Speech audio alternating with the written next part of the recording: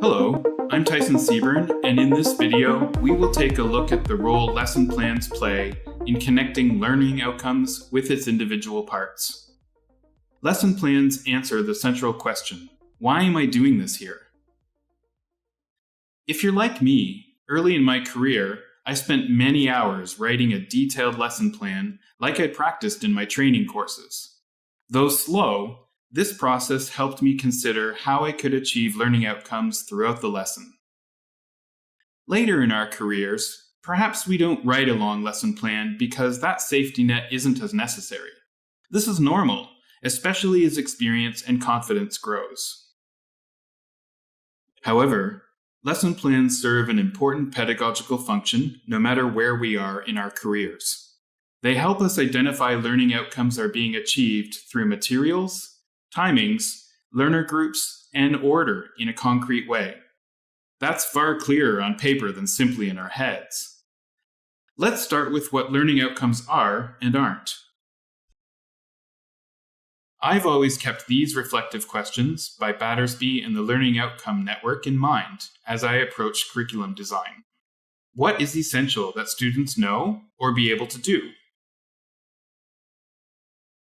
What could students make powerful use of to enhance their lives or more effectively contribute to society?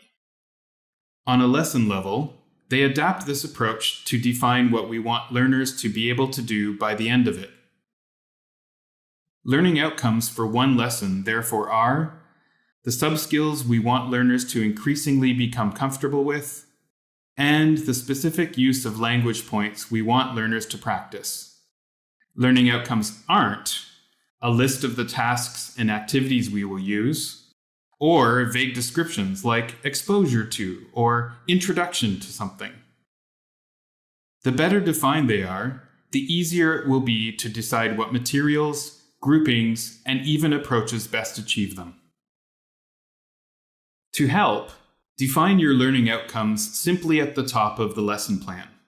Then, as we add components to each stage, compare each to our learning outcomes and identify which they're moving forward. Sometimes using colors to visualize that connection helps. We ask ourselves, why am I doing this here repeatedly? We apply this question to every activity and every choice of individual, pair, or group work we've planned, and every activity order.